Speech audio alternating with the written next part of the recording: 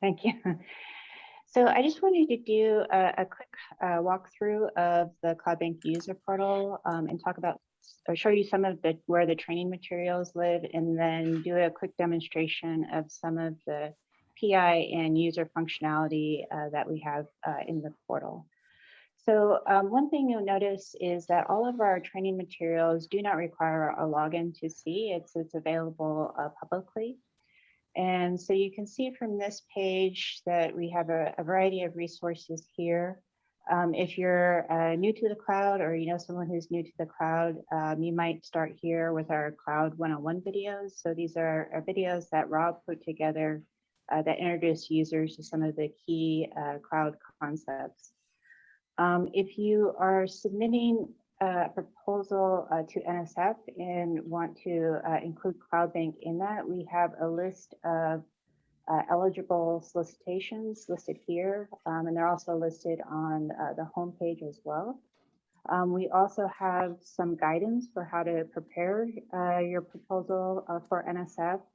And then if you are interested in submitting a discretionary request to us at the CloudBank team, these are small, 1 to 2K sized awards that can be used for community or education purposes and can be submitted at any time. And then we also have, as Rob mentioned earlier, through our partners at UC Berkeley, they operate the Berkeley Data Stack. So if you're interested in running classes in the cloud, this is a good place to get started. And of course, Eric will talk more about that next. We also have some curated research use cases to illustrate how others have used public cloud resources, and probably be updating it after this workshop. And then we have a CloudBank catalog of cloud services. So we have the listing of services that each of the cloud vendor provides categorized into these areas. And you can click down in any one of these and get more details. So you can see the cloud vendors here along the columns, the types of services listed along the rows, and you can scroll over to get more information about what type of service that is. And then you can click down on any of these to get more detail about them. And then there's convenience links to get you there directly to the cloud vendor. As Rob mentioned earlier, we also have been putting together a community forum page through Discourse. And so a lot of the content has been propagated by us based on some of the experiences that we had working with users. You can search it by category, or you can do a keyword search. And then we have a page of the external training materials that are provided by each of the cloud vendors. So these are just convenience links to get you to where you might want to go to learn more information. So that's the overview of some of the training materials that we have available. And now I'll go ahead and log in and show you some of the PI and user functionality that we provide. And you notice that we use CI Logon, which enables us to log in with our home institute credentials. So I'm going to log in with my UCSD credentials, but there's a large variety of universities within the US and actually worldwide that are members of the CI Logon service. And we propagate this throughout all of the services that we provide. So you can use your Home Institute credentials to log into the cloud vendor portals, and also some of the other portals that we provide. So when I first log in, I can see this dashboard interface, and I'll first demonstrate some of the PI functionality. So if you have money banked with us, you're going to have what we call a fund. And within that fund, you can see a start and an end date, an award amount, and a balance. And the balance is based on queries that we do hourly to each of the cloud vendor portals. And but whether or not we get data back does depend on the billing frequency of that cloud vendor, sometimes once a day and sometimes several times a day. And then we also do automated email notifications to show you where you're at with your balance. So we'll send you an email when you start spending the first 1% of your reward at each 10% increment. And then at 20%, we'll start sending you daily reminders and then start talking to you about your exit strategy. Within a fund, you can have access to multiple clouds. So we use a pay-per-use model. So once you have your funds within CloudBank, you can use any of the vendors that we currently support. So in this case, I have access, this fund, to multiple billing accounts. And you can see in a couple of cases, I have access to more than one account at each of the AWS and GCP. And where that might come in handy is if you just want an easy way to sometimes create separation between like a student who's working on one project and that's different than what another student is doing. And you just want to create some separation.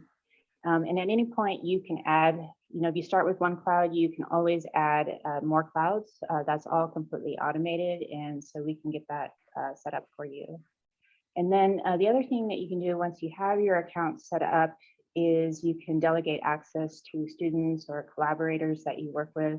So here I can see, who has access to this particular account. And if I want to add somebody new, I can go ahead and search for their name.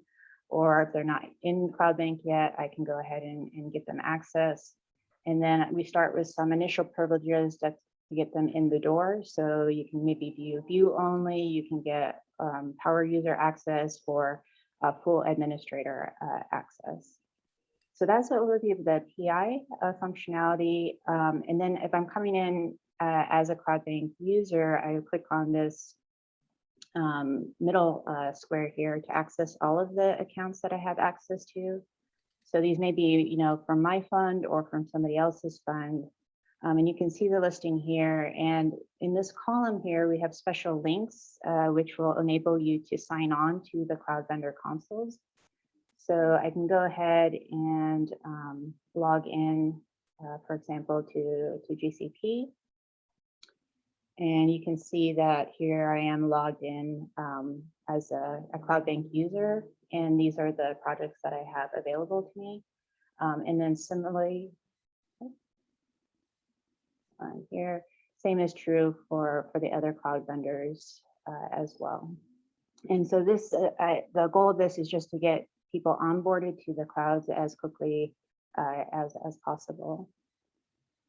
So, and then the last thing I want to show you in our dashboard is that we have, the overview of the cost monitoring data within the portal, but we also provide more detailed spend data through a product that we call Nutanix Beam.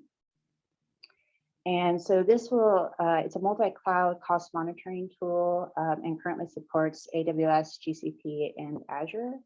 And so for here, you can see multiple accounts together, which is kind of nice. And so here you can see within this panel, spend a day per month.